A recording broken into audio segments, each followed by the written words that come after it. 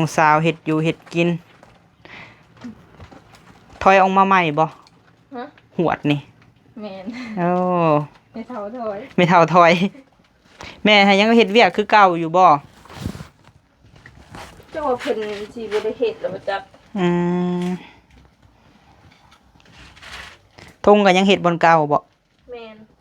โรงงานแก๊สติเพิ่นจ้างรายเดือนบ่ผู้วงจ้างเป็นมื้อเอาเป็นมื้อเท่าไหร่ฮะเนาะแต่ว่าหน้าเพิ่นอยู่พุ่นพี่น้องไอ้เข้าทางในพุ่นแหละอันนี้ทางหลังตู้เนาะบันทองใช้ว่าอันอุปกรณ์เฮานะอยู่ทางในนำบ่แม่นเมื่อแต่เท่านั้นแล้วเนาะไม่เท่าเพิ่นใส่แน่แล้วพี่น้องเบื้องแน่แล้ว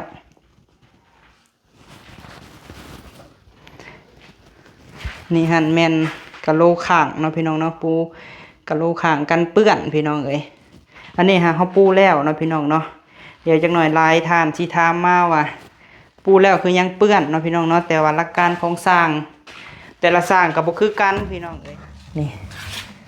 มื้อนี้สร้างเพิ่นมาเดินไฟไว้พี่น้องเอ้ยเพราะว่าทางเทิงนี่เฮาจะใส่ท่อเอาเนาะเทิงก็ยังคือเก่าเนาะพี่น้องเนาะ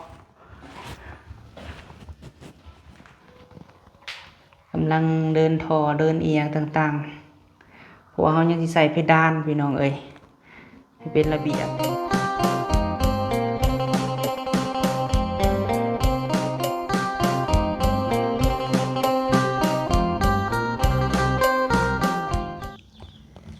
กราบทักทายสบายดีเบิดสุขุสุคนเด้อพี่น้องเด้อเนาะพบพ่อบ่าวพามีอีกแล้วพี่น้องเอ้ยช่วงค่อยค่ำยามแรงเนาะพี่น้องเนาะมาอัปเดตเฮือนซานแม่บิ้งคือเก่าพี่น้องเนาะเอาพี่น้องเอ้ยแม่ทางมินิโซต้าผู้แหละพี่น้องเอ้ยมาอัปเดตเบิ่งก่อนความคืบหน้าก็ยังคือเก่าพี่น้องเอ้ยเนาะเพราะว่าหลายท่านก็ถามบ่าวพามีมาเนาะพี่น้องเนาะคือซ่าแท้บ่าวพามีเอ้ยเพิ่นว่ายังเฮ็ดแต่ดนแหละคือยังบ่ได้ไปฮอดไซเนาะพี่น้องเนาะก็สร้างเพิ่นก็มีเวียกพี่น้องเอ้ยมือเพิ่นมาก็มามือเพิ่นบ่ได้มาก็หยุดพี่น้องเอ้ยเฮ็ดนำกัน 4-5 คน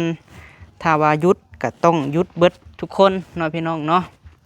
ก็เลยว่าสิซ่าๆแน่พี่น้องเอ้ยเฮาก็มาอัปเดตเนาะเพราะว่าเวียกงานพี่น้องเนาะเฮือนแม่บิ้งก็มีบ่าวพามีแล้วก็สาวบุญบ้านนาเนาะพี่น้องเนาะซื้อหันซื้อนี่มาพี่น้องเอ้ยเอาพี่น้องเอ้ยเนาะมื้อนี้บ่าวพามีไปซื้อเครื่องคองพี่น้องเนาะมาเดินฟืนเดินไฟให้ทางแม่บิ้งนั่นแหละเนาะแต่ว่าบ่ได้ถ่ายตอนไปซื้อพี่น้องเอ้ยเฮามาอัปเดตให้เบิ่งเพราะว่าสร้างเพิ่นก็มาเนาะพี่น้องเนาะสร้างก็เป็นน้องของพ่อเพชรนั่นแหละเพิ่นอยู่ในสวรรค์เท่านี้แหละพี่น้องเอ้ยเนาะแต่เฮาก็ไปซื้อกับเพิ่นพี่น้องเอ้ยอุปกรณ์อีหยังต่างๆก็ไปนำกัน3คนเนาะพี่น้องเนาะมาอัปเดตช่วงค่ำเนาะพี่น้องเนาะว่าสร้างเพิ่นเฮ็ดฮอดใสแล้วมื้อนี้สร้างเฮาก็มาอยู่พี่น้องเนาะสร้างเฮ็ดเทือนเฮ็ดซานนี่แหละแต่ก็เลิกเวียกแล้วพี่น้องเอ้ยอุปกรณ์เฮาก็สั่งมาเป็นปูนเป็นอีหยังต่างๆเนาะพี่น้องเนาะเป็นกะโหลกกะโหลกระเบื้องมียังมีครบเบิดเลยเนาะมีแต่ท่าสร้างเฮ็ดอะไรพี่น้องเอ้ยแต่กะสีบ่ทันดอกเนาะพี่น้องเนาะขึ้นเดือน4นี่ก็บ่ทันพี่น้องเอ้ยมีแต่ว่าฟังไปนำกันเนาะแล้วมือใดกะมือนั่นพุ่นแหละพี่น้องเอ้ยมือที่เสร็จสมบูรณ์เนาะนี่มื้อนี้สร้างเพิ่นมาเดินไฟไว้พี่น้องเอ้ยเพราะว่าทางเทิงนี่เฮาจะใส่ท่อเอาเนาะเพราะว่าสร้างเรากับทีมงานสร้างวันทองน่ะต้องเพิ่นมาเดินไฟก่อนเนาะจังเฮ็ดเวียกได้พี่น้องเอ้ยนี่แหละเพิ่นกำลังเดินฟืนเดินไฟหาก็ได้ห้องนี้พี่น้องเอ้ยเพราะว่าอีหยังต่างๆบ่พอมีก็ซื้อมาเบิดพี่น้องเนาะเพื่อความสะดวกสบายอันนี้หา2 อันพี่น้องเอ้ยอีหยังแนวอาบน้ำเนาะห้องลุงกับห้องเทิงพี่น้องเอ้ยนี่แหละราคา1,277,000พี่น้องเอ้ยนี่เนาะอันนี้อุปกรณ์ที่เราซื้อมามื้อนี้นี่แหละพี่น้องเอ้ย เป็นสายฟืนสายไฟอีหยังต่างๆอันนี้ก็ช่องลมพี่น้องเนาะช่องระบายอากาศอีหยังนี่แหละเป็นสายฟืนสายไฟที่เฮาไปซื้อมาเพราะว่ามีก็บ่ฮู้ดอกพี่น้องเอ้ยว่าอันคือสายสิใส่บนใดเนาะเพราะว่าไปนำน้องของพ่อเพชรพี่น้องเอ้ยแต่ว่าเฮาเป็นคนจ่ายเงินเนาะนี่แหละแล้วก็นี่หันบ่พอมีซื้อมาวานนี้พี่น้องเนาะบอกแก้ว4แก๊สพี่น้องเอ้ย1,200 บาทพี่น้องเนาะ4แก๊สมาใส่ห้องน้ำพี่น้องเอ้ยตามที่สร้างเพิ่นให้เฮาสั่งมาแหละพวกรางอีหยังต่างๆพี่น้องเอ้ยแล้วก็ดอกฟืนดอกไฟอีหยังแน่เนาะอีหยังอันนี้บัดจังหน่อยเฮาสิล็อกไว้พี่น้องเอ้ยเพราะว่ามีประตูประต่างเบิดแล้วอันนี้มาใส่ช่องลมพี่น้องเอ้ยช่องระบายอากาศเนาะสิขึ้นไปเบิ่งทั้งเทิงก่อนนี่ก็ท่อพี่น้องเอ้ยจังหน่อยสิเอาเข้าไว้ท่อเพราะว่าถึงเพดานเฮาสิใส่ท่อเอาพี่น้องเอ้ยเพราะว่าสิเดินฟืนเดินไฟพี่น้องเอ้ยสร้างปูนเพิ่นว่าต้องได้เดินไฟก่อนจังสิใส่เพดานได้เนาะพี่น้องเนาะก็ขาดอยู่พี่น้องเอ้ยช่วงนี้ก็สั่งเราเพิ่นก็บ่ค่อยสบายแน่เนาะว่าพ่อเพิ่นเว้นนี้พี่น้องเอ้ยเพราะว่าเครื่องของยังเฮาก็สั่งมาเบิดพี่น้องเอ้ยเฮาว่าถึงก็ยังคือเก่าเนาะพี่น้องเนาะ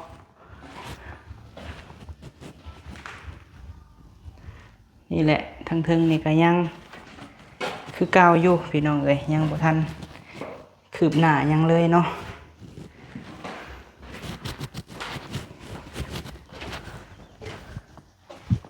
ห้องน้ำห้องในก็ยังบ่ทันแล้วเด้อพี่น้องเอ้ยอันนี้หั่นเพิ่นปูกะโลแล้วนะพี่น้องเนาะปูกระเบื้องแน่แล้ว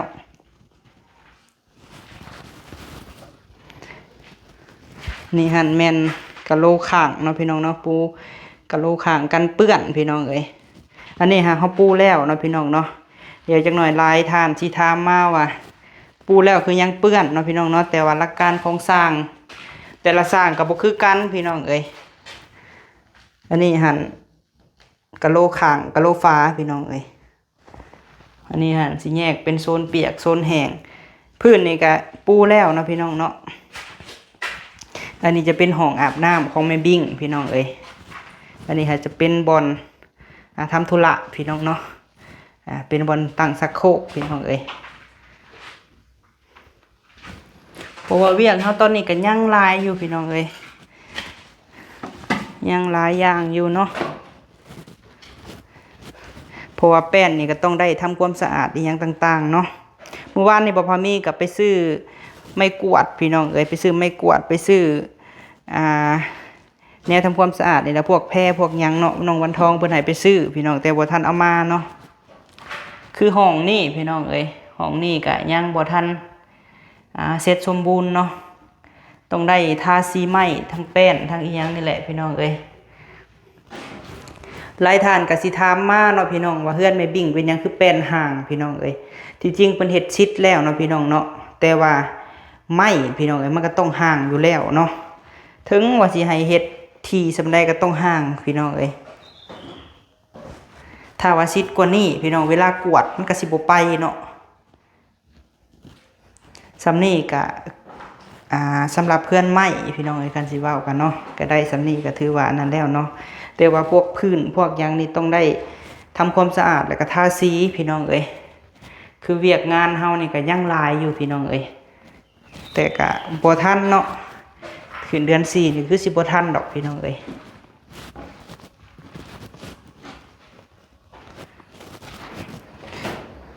มาอัปเดตให้พ่อแม่เบิ่งคือเก่าพี่น้องเอ้ยมาสั่งเครื่องสั่งของ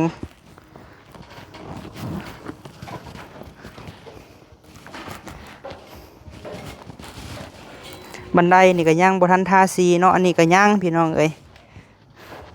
แล้วพวกอุปกรณ์อีหยังต่างๆอีกแต่งเสาแต่งหยังก็ทันละ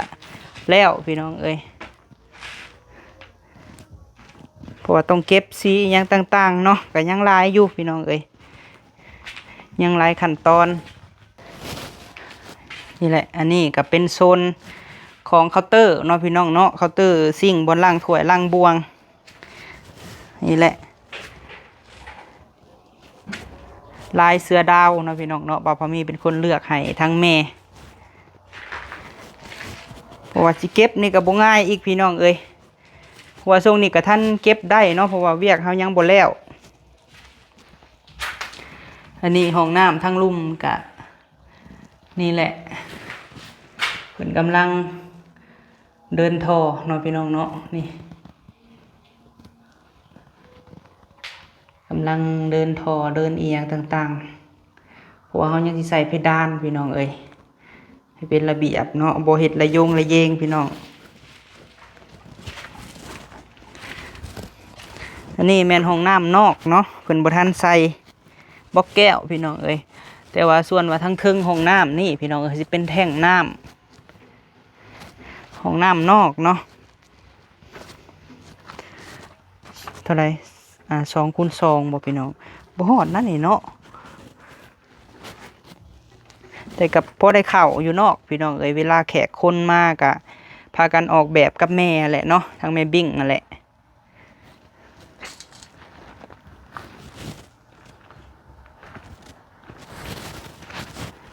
ค่อยคำยำแรงแล้วพี่น้องเอ้ย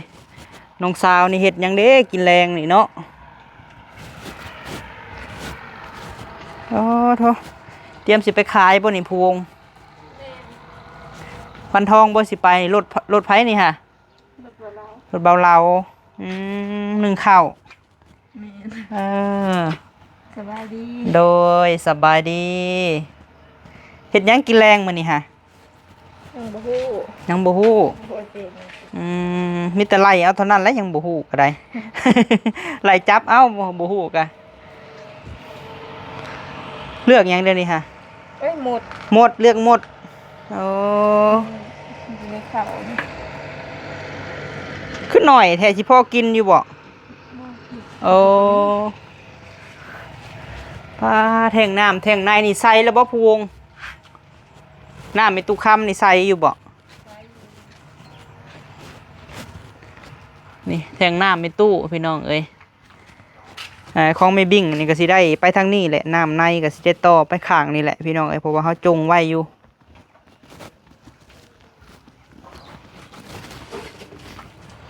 เดเบียมาเล่นนี่เนาะไปปลูกกะน้องสาวเห็ดอยู่เห็ดกินถอยออกมาใหม่บ่หวดนี่แม่นโอ้ไม่เท่าถอยไม่เท่าถอยคนอื่นในถอยรถเนาะเป็นตู้คำในถอยหวดใหม่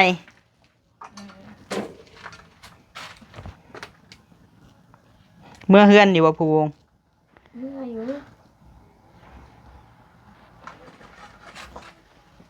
แม่ยังเฮ็ดเวียกคือเก่าอยู่บ่เจ้าว่าเพิ่นสิบ่ได้เฮ็ดแล้วบ่จักทงก็ยังเฮ็ดบนเก่าบ่แม่นโรงงานแก๊สติเพิ่นจ้างรายเดือนบ่ผู้วงจ้างเป็นมื้อเอาเป็นมื้อเท่าไหร่ฮะมื้อละแสนโอ้พี่น้องเอ้ยเอาแล้วซำนี้เนาะบ้านเฮาก็ซำบ้านเฮานี่แหละพี่น้องเอ้ย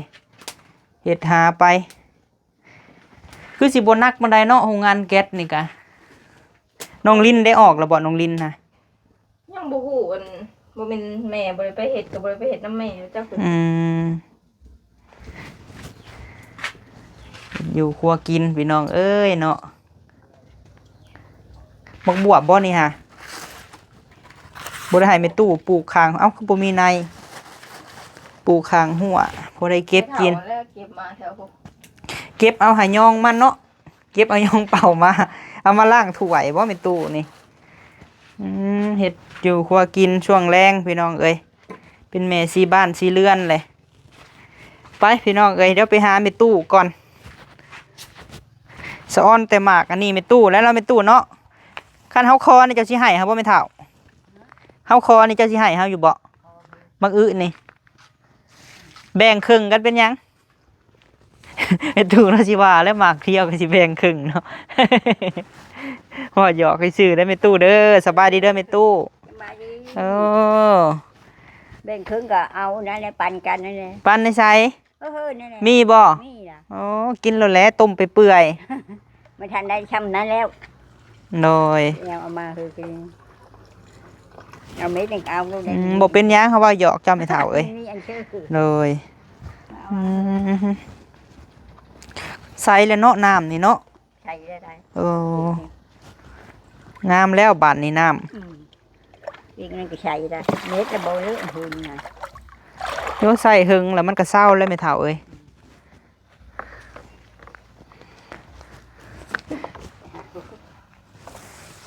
วดพักใส่บัวเขาซื้อให้นะไปใส่เลยไม่เฒ่าเขาบ่ได้ซื้อให้เจ้าบ่ตอนนะฮะ บ่ บ่โอ้เขาเว้าว่าเขาลืมแล้วสนะเนาะ ซื้อให้น้องลาตรีกับของเฒ่าทงเนาะ อีน้อย สาวน้อยเนาะเจ้ามากับไผไม่เฒ่า มาตะวันนี่ มาแต่วานนี่โอ้ โอ้พระคอนั่นก็ใกล้ชะเลย ใช้พาเฮาไปเบิ่งดูมักเล่นคือหน่วยใหญ่กว่าของเฮาแท้ หน่วยใหญ่เลยหน่วยใหญ่เลย บ่ได้ฮดเครื่องปลูกของฟังเนาะเบิดแล้วมันบ่ได้ปลูกใหม่อีกบ่แม่เฒ่า ไม่ได้ปลูกใหม่ไม่ได้ซื้ออีกเม็ดจะบอกมาประคมมือจิบ้าบาน หมากผักคม เม็ดอ่อนกินเนาะใบนี่โอ้อ่อนกินมาก่อน หาอันนั้นมาไว้มาปกนี่แม่เฒ่าเอ้ย น่าเอามาปลูกมื้อนี้มัน ไก่ไผข้าวมาฮะม ชะนี่เป็นอุโมงค์อยู่นะ หัวแม่ตู้ก็ยังไม่สังไผอยู่พี่น้องเอ้ยก็เว้ากันอยู่แม่เฒ่าเอ้ยเว้ากับแม่บิ่งก็บอกว่าให้ซุมเด็กน้อยเขาลาตีคำเก่งกับสาวแหลมนั่นแหละเฮ็ดเพิ่นว่าแต่กับเพิ่นว่าให้เพิ่นแล้วเวียกก่อนทมทานนี่ยังไว้ก่อน แม่นะ จังสิได้เฮ็ดให้แม่ตู้เอ้ยงัวก็มีอยู่บ่แม่เฒ่าเข้ามาอยู่บ่งัวนี่ มาอยู่ได้มีเฮาดอกไม่ต้องมาติดเจอเป็นหันอย่ามาเฮา โดย มาไม่ใช่ว่าชิโก้แล้วมันค้ำแล้วคือจะไม่มาเดี๋ยวมันเขาโคตรอย่างชิโก้ กลัวไว้ ชิโก้เอานี้ชิโก้ไว้ช้า เบียบมังหุงไปใช้เบิดเลยแม่เฒ่า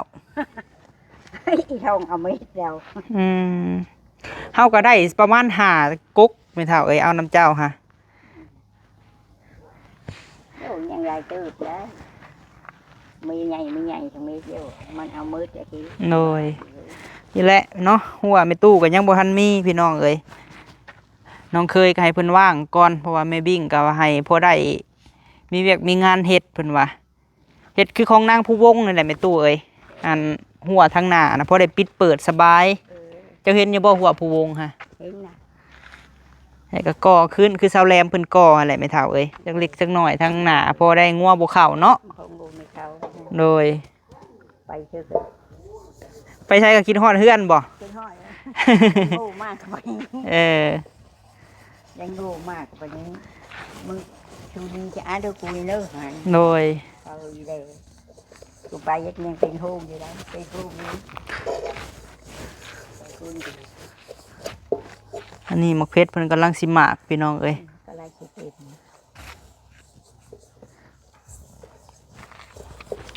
ป้าแม่ตู้ป้าไปเบิ่งตู้กับข้าวป้าว่าเอาแต่มื้อก่อนพุ่นแหละแม่เฒ่าเอ้ยซื้อตู้กับข้าวมาให้ทั้งลูกสาวลูกชายเจ้าหั่นแหละ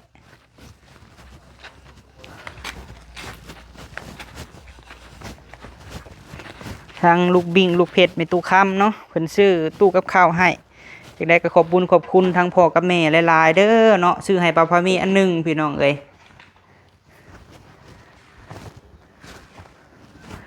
โอ้นี่แหละเนาะแต่ว่าหน้าเพิ่นอยู่พุ่นพี่น้องไอ้เข้าทางในพุ่นแหละอันนี้ทางหลังตู้เนาะบันทองใช้ว่าอันอุปกรณ์เฮานะอยู่ทางในนำบ่แม่นเมื่อแต่เท่านั้นแล้วเนาะไม่เท่า เดี๋ยว เพิ่นใส่แน่แล้วพี่น้องเอ้ย คุณจ่าย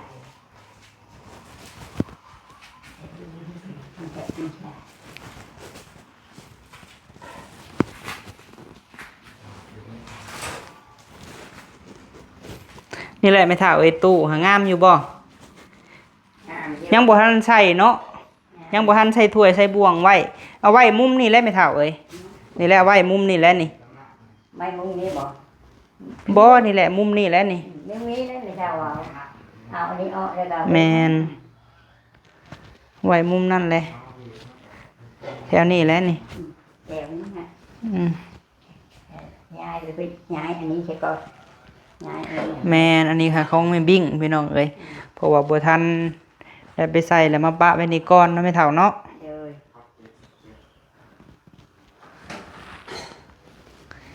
นี่แหละผู้วงเอ้ยพากันอันปิ่นออกไม้เด้อหนาอันตู้นี่พากันใส่ในถ้วยบวงไม่เท่าเอ้ยซื้อให้เลยออกมานอกพี่เมตู้มืดได้อยู่ในหันเฮาก็มาอัปเดตอันนี้ให้เพิ่นเบิ่งอยู่หาก็ได้ไม่เท่าเอ้ยเฮาสิให้เจ้าให้พรลูกสาวกับลูกชายเด้อไม่เท่าเด้อ เลย ให้เพิ่นอยู่ดีมีแฮงลูกสาวลูกชายก็ได้โดยได้บ่ เรียกไป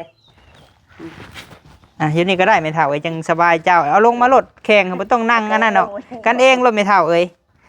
โดยเพิ่นซื้อตู้กับข้าวให้ยังให้พรลูกเด้อไม่เท่าเด้อ เลย โดย ขอบคุณเนาะลูกเป็ดลูกวิงช้อนในตู้แดก กู้กับข้าว กับเขา โดย ขอบคุณดูดีมีแห้งเด้อดูวิงดูเป็ดเจ็บเนี่ยได้ใครยังมีเด้อหาสิ่งใดก็คือใดสิ่งนั้นให้ร่ำรวยต่อไปเด้อมันยืนเด้อดูเด้ออยู่ดีมีแห้งขอบคุณ โดยสาธุ เด้อบ่มีค่ะไปคือหาเปิดก็คือใดเด้อยามโดยทั้งเก่าเด้อ โดยสาธุไม่เท่าเอ้ยอันขอให้เฮือนแล้วไม่เท่าเอ้ยเฮาก็ได้บ่ได้ขออีหยังมากมายพี่น้องเอ้ยขอให้ แม่ พอได้มีอันบนอยู่ตามความฝันสำเร็จเป็นจริงไม่เท่าเอ้ย แม่ ก็เข้าบ้านแล้วแต่ว่าบ่ทันอันนั้นไม่เท่าเอ้ยของเฮาก็ได้ เดี๋ยวไม่ละไม่เท่าไป โดย เขามาเล่นนะคุณจะเริ่มเทไปเชื่ออันก็มี ของเจ้าท่านละสุกซ้ำเนาะ นะ มักเล่นฮะ อีเนี่ยมันปิด เออ มันที่ชามเลยมาก่อน โดยมันปิดได้อีกมีแหละ เอาสิให้เบิ่งบินก่อนพี่น้องเอ้ยบาทนี้เนาะเอาเนาะอันนี้แม่นบินเนาะพี่น้องเนาะบินเฮาไปซื้อเครื่องมื้อนี้แหละพี่น้องเอ้ยหั่นแสงหุงเฮืองกันไฟฟ้าพี่น้องเอ้ยเนาะนี่อุปกรณ์แต่เป็นภาษาอังกฤษนี่บางอันบ่พอมีก็อ่านบ่ได้เนาะแม่เฒ่าเนาะ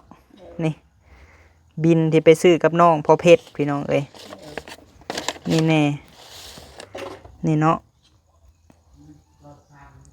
อีหยังต่างๆนี่แหละที่เพิ่นจดให้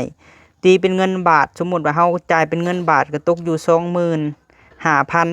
25,230 บาทพี่น้องเอ้ยแต่ว่าอุปกรณ์นี่เป็นเงินกีบเนาะเฮาก็เลยว่าซื้อเป็นเงินกีบนี่แหละตกอยู่17ล้านพี่น้องนี่17ล้าน4แสนกับ 8,000 กีบเนาะที่เฮาสั่งเครื่องมามื้อนี้อุปกรณ์อีหยังต่างๆนั่นแหละอยู่ในนี่พี่น้องเอ้ยเบิ่งอาจจะหน่อยเนาะ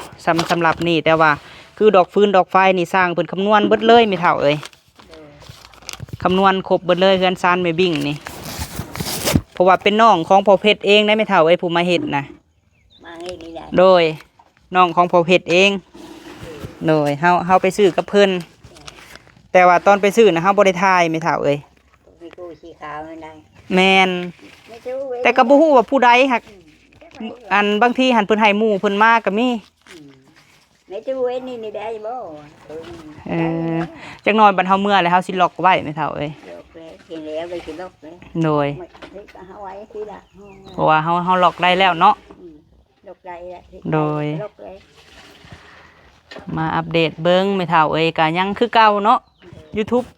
แอปแดงเฮานี่เพิ่นจนสิว่าอันเฮาถ่ายคลิปเก่าและ แต่แท้หันคลิปใหม่พี่น้องเอ้ยแต่ว่าเวียกงานเฮามันบ่ทันอันนั้นไม่เท่าเนาะเอาซะเฮาเมื่อเฮือนเฮาก็เดินไม่เท่าเด้อโดยสบายดีไม่เท่า สบายดี โดย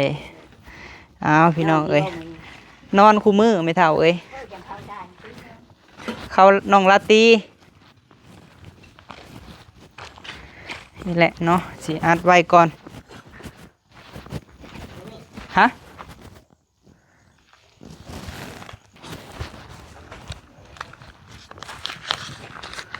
สิล็อกไว้ซะก่อนพี่น้องเอ้ยเดี๋ยวบ่พามีปิดคลิปจังสิล็อกไว้เนาะเอากับประมาณนี้แหละพี่น้องเอ้ย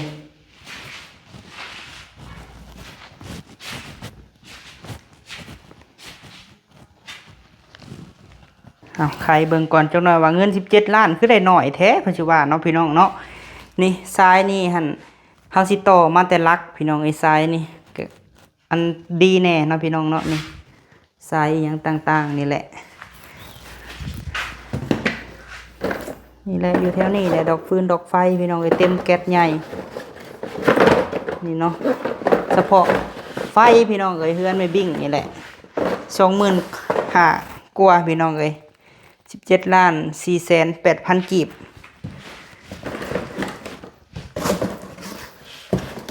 ใส่ฟืนใส่ไฟต่อพี่น้องเอ้ยไปซะเนาะเดี๋ยวจังไรคลิปนี้บ่พามีก็สิได้ปิดอันนี้ไว้ก่อนพี่น้องเอ้ยจบคลิปก่อนเนาะขอบคุณเบิดสุขุสุคนเด้อพี่น้องเด้อเนาะสุหม่องสุบอนที่ลืมบ่ได้กับพ่อกับแม่นั่นแหละเนาะเจ้าของเฮือนพี่น้องเอ้ยขอบคุณที่ว่าให้ลูกเป็นสะพานบุญให้เบิ่งแยงให้เนาะจังใดก็ขอให้พ่อกับแม่อยู่ดีมีแฮงพร้อมด้วยครอบครัวของแม่บิ่งและก็พ่อเพชรเนาะขอให้อยู่ดีมีแฮงบ่สุขุสุคนเป็นหุ่มโพหุ่มไส้ให้ลูกให้หลานเนาะเฮ็ดธุรกิจการงานค้าขายอันใดก็ขอให้ประสบผลสำเร็จและก็ขึ้นเกินกว่าเก่าเนาะ